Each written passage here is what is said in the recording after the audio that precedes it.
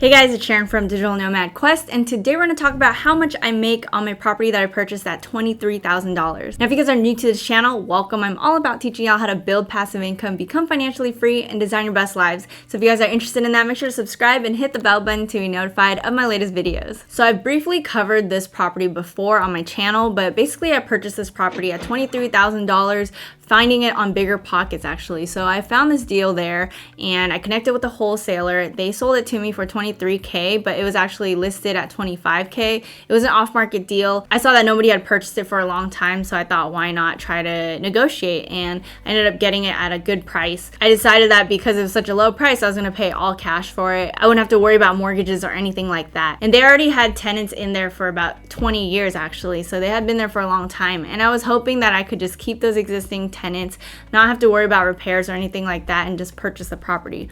Turns out they signed a lease for another place, so they were paying $400 a month. So I wasn't going to be able to have those tenants because they were going to move somewhere else, which kind of sucked because I knew the repair costs were going to be a lot. So that's a little bit of the backstory. I ended up having a property management company deal with a lot of the repairs for me, and then I paid whatever it cost. So they helped arrange everything for me actually.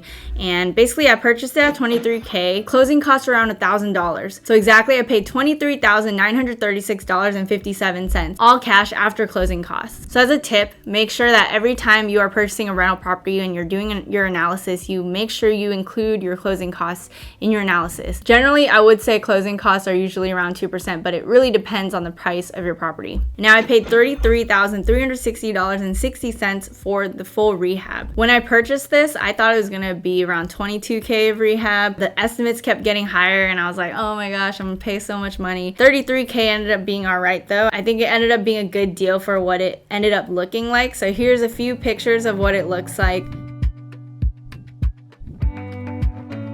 As you can see, it's very run down, right? And now it looks a lot nicer.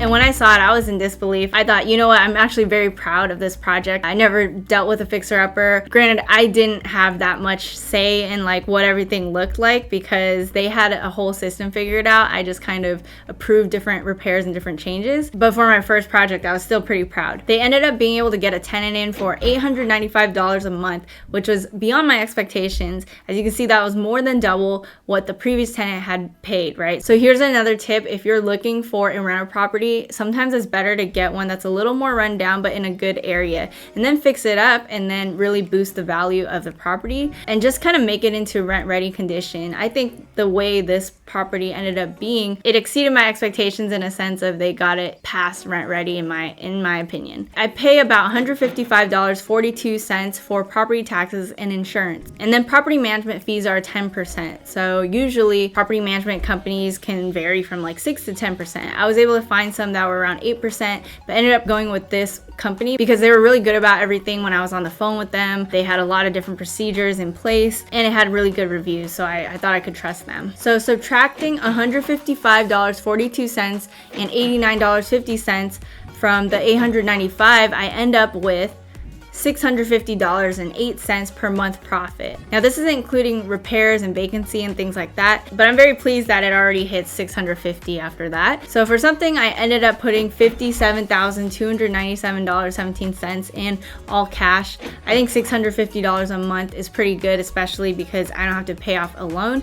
It's very risk-free. Now I just can set it down and make money passively. I would have to say that for this first year, I basically think of it as like a seasoning period. That's what a lot of people say, that when you purchase a rental property, there's a 1-year seasoning period because there's going to be unexpected surprises and things like that. So like recently I had to deal with AC unit issues. We ended up fixing up the insulation for the house in the attic, and that cost around $2,000 or so, but it's all expected in my opinion for that first year. Besides that, it's been all right. So that $650 is what I'm going to expect in the future. Now in your analysis, you should always allot 5% for vacancy and 10% for repairs. So with 5% and 10%, it's basically about $134.25. And subtracting that from $650.08, I'm left with $515.83 per month that I cash flow if I'm accounting for those two expenses. I'm hoping that long term it's not gonna have too many issues, especially because we did a full rehab. They shouldn't have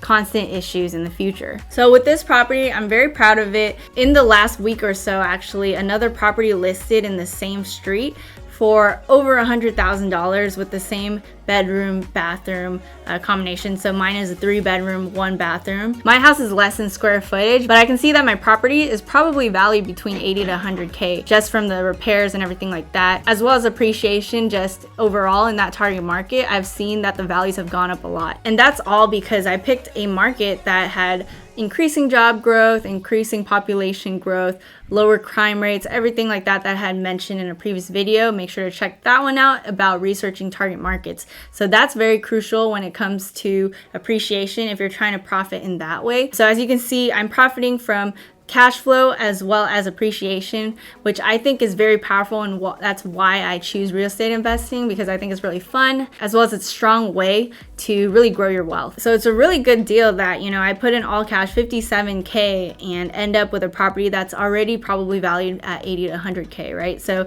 if I sold it now, I would already profit, but I'm gonna hold this long term because I have faith that this market will increase in value. I find that during this time, a lot of people from California are moving to Texas, and Texas is where I invested with this property. I do feel like because of this, things are gonna increase in Texas. Home prices, in my opinion, are gonna increase, especially in areas around Austin. A lot of people find Austin as a hot market, but we'll see in the future. We'll see what happens. But yeah, so this is my story of essentially how much I make on a property I purchased at $23,000. I'm super happy about how it turned out.